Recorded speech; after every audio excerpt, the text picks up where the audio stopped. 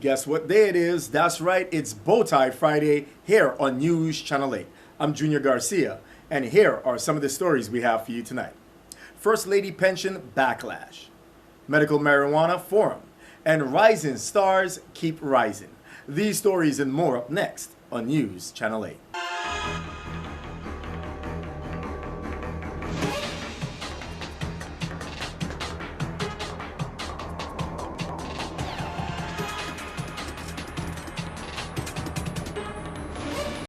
News Channel 8 is brought to you by Omega XL.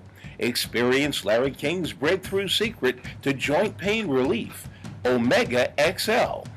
To order or find out more information, call 1-800-298-1647 or check us out at asseenonchanel8.com. In tonight's top story, Governor John Deyoung last night issued a scathing statement regarding Senator Gittens' opposition to the territory's practice of paying its First Lady a pension upon the death of their husbands. Senator Gittens can continue to claim that this legislation was not targeted at me and at my wife, but a close reading of the bill reveals otherwise. Essentially, one individual, Mrs. Luce Lewis, wife of Wang F. Louis, is protected, and anyone after the effective date of this bill's passage, namely my wife and the wife of the Lieutenant Governor Gregory Francis, are left out. His claims about the dire financial situation of the territory amount to nothing more than political rhetoric, as there are far deeper issues concerning the financial viability of the Virgin Islands at the 30th legislature, inclusive of Senator Jenny Gittens, has not even begun to address, Deyoung said. In other news, Senator Gittens has in turn issued a statement in response to the governor's backlash. I'm truly sorry that the governor had to single out his lovely wife as a target in this action. I assure the public that this is far from the truth, and the measure was introduced to merely correct a wrong. I find Mrs. Cecile Deyoung and Mrs. Luce Louis, the spouse of Governor Juan Francisco Louis, to be two fine, decent, and well-respected ladies in this community. And it's a crying shame that the governor would put a twist on it and refuse to acknowledge the actual special interest legislation that he speaks of. Allowing the initial legislation that caused this public outcry to remain in place would be considered criminal. Therefore, I solicited my colleagues in the 30th legislature to repeal the measure that should have never been law in its current craft. The repeal of the First Lady pension is not an indictment on any one individual, but rather a measure to do the right thing by correcting what should have not been done in the manner in which it was done. New tonight, WAPA's recent change in the scheduled rollout of its propane conservation project is being described as a minor setback by Governor Deyoung. He pledged his administration's continued support for the project. Today's announcement on a project of this scale and magnitude, while unfortunate, is not unusual and is only a slight delay, Deyoung said, noting this is the largest single project ever carried out in the 50-year history of WAPA, and it involves creating new infrastructure and converting existing power generation units to use propane. I know we have struggled with the high cost of power for too long, and I know the WAPA team is doing everything it can to deliver the project as quickly and safely as possible, the governor said. Despite the adjusted timing, relief is on the way, and our bills should begin to decline in the first quarter of 2015 as propane becomes an increasing part of our fuel mix. Moving along, the WIC program is celebrating its 40th anniversary. The Department of Health's Astia LeBron brings us details of the month-long celebration and other health news. Hello, community. This is the Department of Health checking in. I'm your Public Information Officer, Astia Leola LeBron, and I'm here in the WIC office today for Immunization Month. Now, a lot of people might ask, why are we in the WIC office if it's Immunization Month? But right here, we have the Director of WIC, Lorna Concepcion. She's going to tell us about the power of breast milk, as well as other important qualities of the act and nutrition in general. And it's also breastfeeding month, so she's going to give us a brief on that and all the events that we had for the month. So go ahead and tell the community what we've been doing. Okay. Well, as we know, this is breastfeeding month, and we always like to say that breast milk is the first immunization shot, because that first milk that comes out, that's called the colostrum, is high in all the antibodies and everything that is needed to protect the baby against any kind of illnesses such as stomach viruses and all those kinds of things. So immunization is something that WIC also promotes, and as part of the initiative for WIC, we need to make sure that by 2, all of the children that are on WIC are immunized, and if they are not, we refer them to the immunization program. So WIC works hand in hand with the immunization program, because the WIC program is considered as an adjunct to health. And that's why we refer to lots of other health agencies and so on. We are also celebrating nationally 40 years of WIC.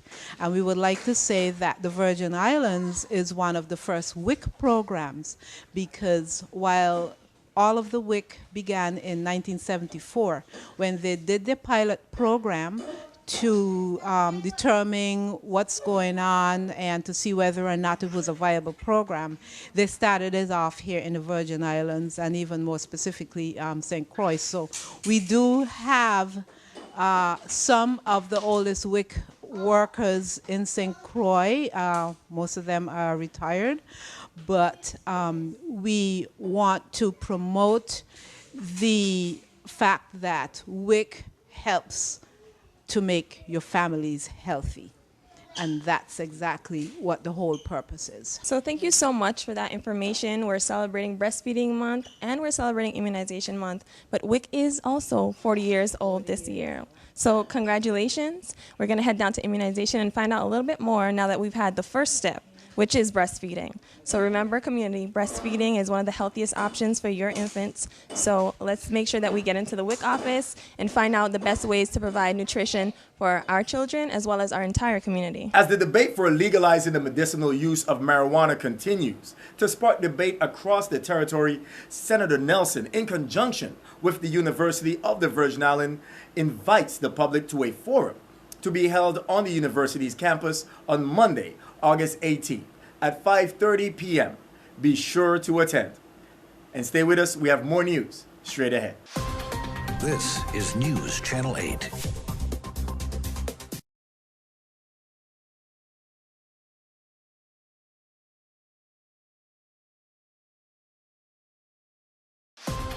This is News Channel 8. Welcome back to News Channel 8.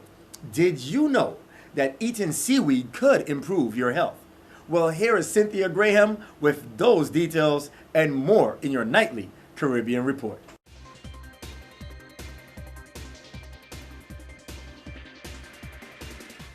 Thank you, Junior.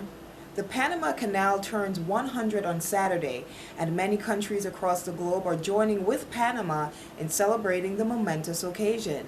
But the building of the canal would not have been made possible if not for the efforts of tens of thousands of West Indians who made the journey from the Caribbean to work on the 10-year project. To mark the Caribbean's important contributions, a United Kingdom official, Hugo Swire, recently presented a bronze plaque at the Mira Flores Locks in Panama.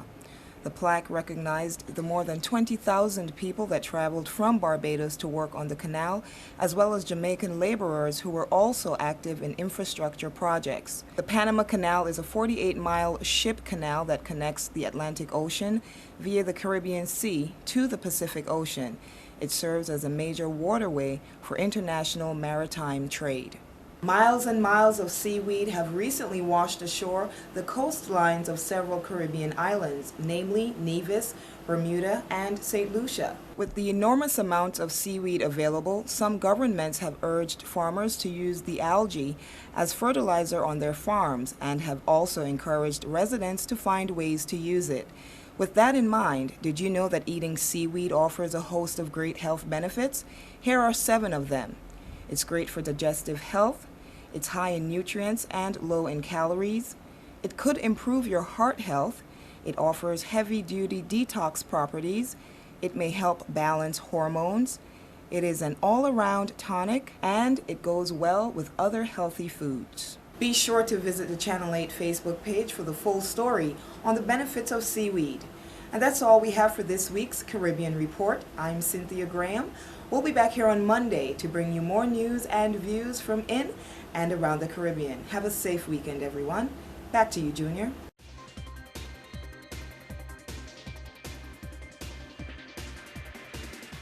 Tonight, we say farewell to our summer intern, Alexis Barnes. Enjoy a special rebroadcast of Alexis featuring our local steel pan orchestra, Rising Stars. It's considered the only acoustic musical invention of the 20th century. A sound so synonymous with the Caribbean, a sound that can only come from the steel pan. The Rising Stars Youth Steel Orchestra in St. Croix, U.S. Virgin Islands uses this instrument to keep youth on the island on the right track.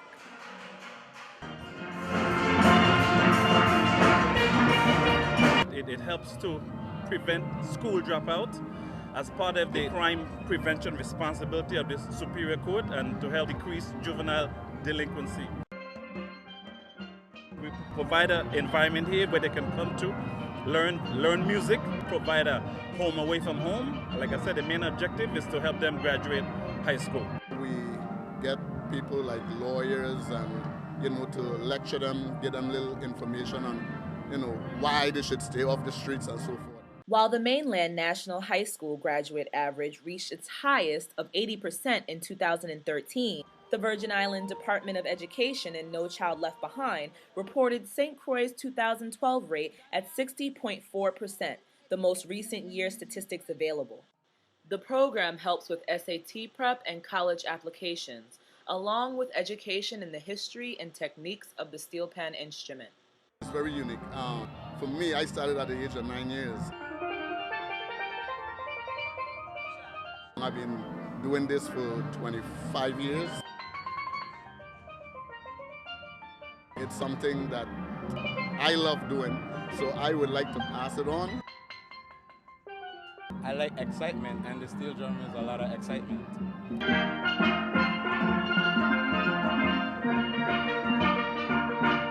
I feel like it's my second home to be here at Rising Stars. I've been in it for 5 years now. One thing about the steel pan is it's a local instrument.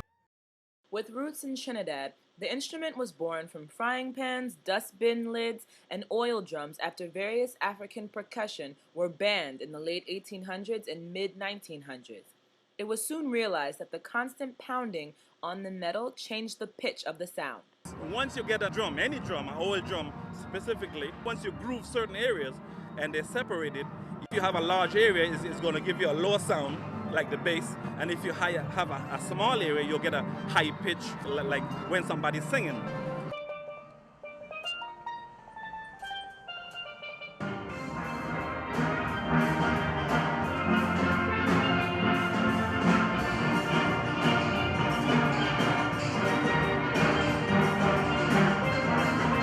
Reporting from Frederiksted in St. Croix, United States Virgin Islands, this is Alexis Barnes.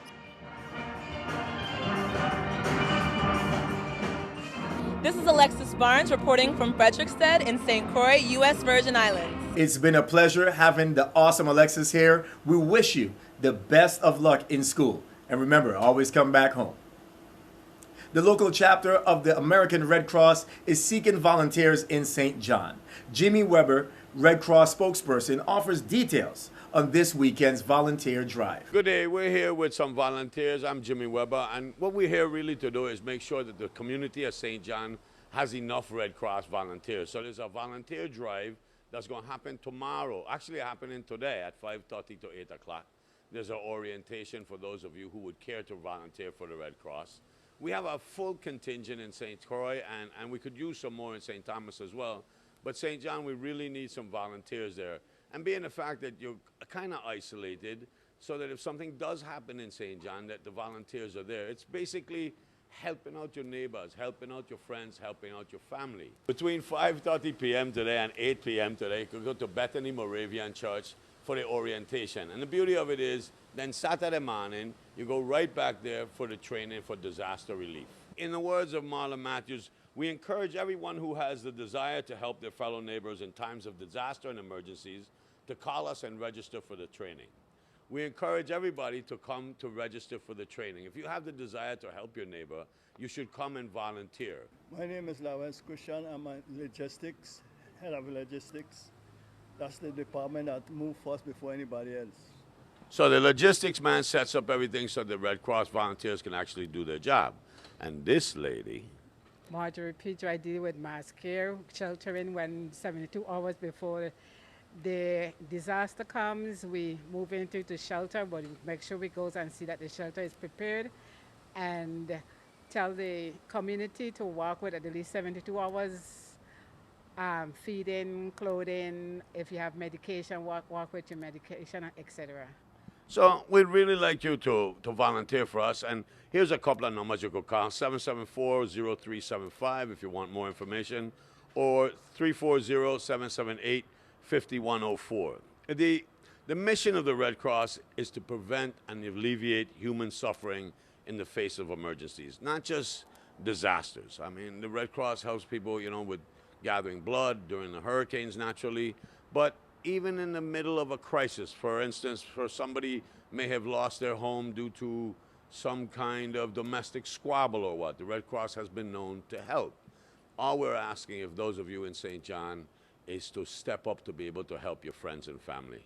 And please come out today, 5:30 to 8, and then tomorrow morning as well for the training at Bethany Moravian Church in Coos Bay. One local church is lending a helping hand to the community. The Caregivers Ministry of Calvary Baptist Church in St. Croix will hold a community outreach, offering free clothing, canned goods, and more for residents in Estate Williams Delight. It takes place tomorrow, August 16th, beginning at 10 a.m. in the community center located at 4th Avenue East. Stay with us. We have more news right after this. This newscast has been sponsored by Mario's Virgin Crystal.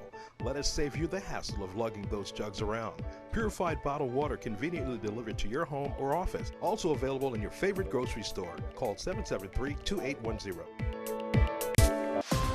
This is News Channel 8.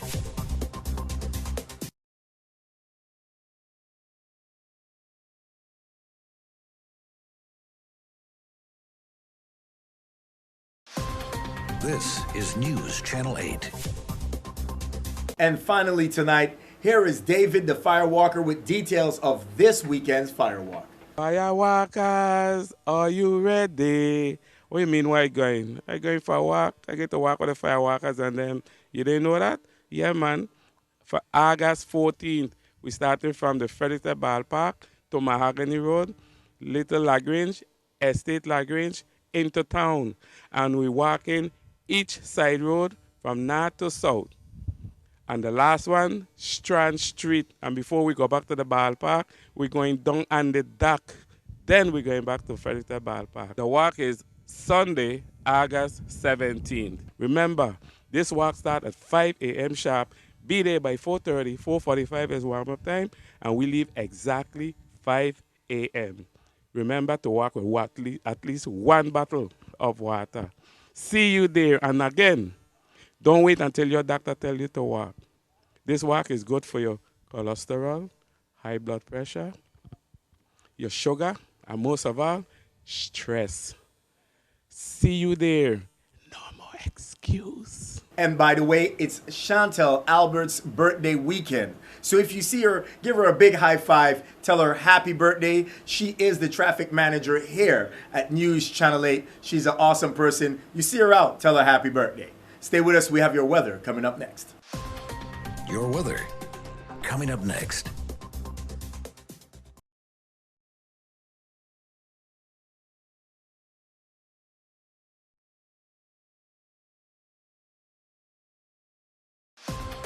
Your weather. And here's a look at your local weather. Tonight there will be scattered showers late night, mainly after 3 a.m. Partly cloudy with a low around 78 degrees. On Saturday, showers are likely and possibly a thunderstorm after 8 a.m. Some storms can produce gustly winds. Chance of rain is 60%. A high of 81 and a low around 79 degrees. Isolated showers in the evening and partly cloudy. On Sunday, it'll be mostly sunny with a high near 82 degrees. On Sunday night, partly cloudy with a low around 79. Monday, there'll be isolated showers, but mostly sunny with a high near 81 degrees. Monday night, mostly clear with a low around 80. On Tuesday, expect sunny skies with a high near 80 degrees. And on Tuesday night, scattered showers, partly cloudy with a low around 78. This has been Alexis Barnes with your Channel 8 News Weather. It brings us to the close of another fantastic Bowtie Friday here at News Channel 8. Do not forget to like us on Facebook at WSVI-CH8 and follow us on Twitter at WSVI-TV News Channel 8. Be sure to subscribe to Channel 8 on your YouTube at WSVI-TV News Channel 8. Watch us on your computer, plus use the free Dish Anywhere app to DVR us or see us anywhere in the world on your smartphone or tablet. I'm Junior Garcia, and World News is up next. Good night, Virgin Islands. News Channel 8 is brought to you by Omega XL. Experience Larry King's breakthrough secret to joint pain relief. Omega XL.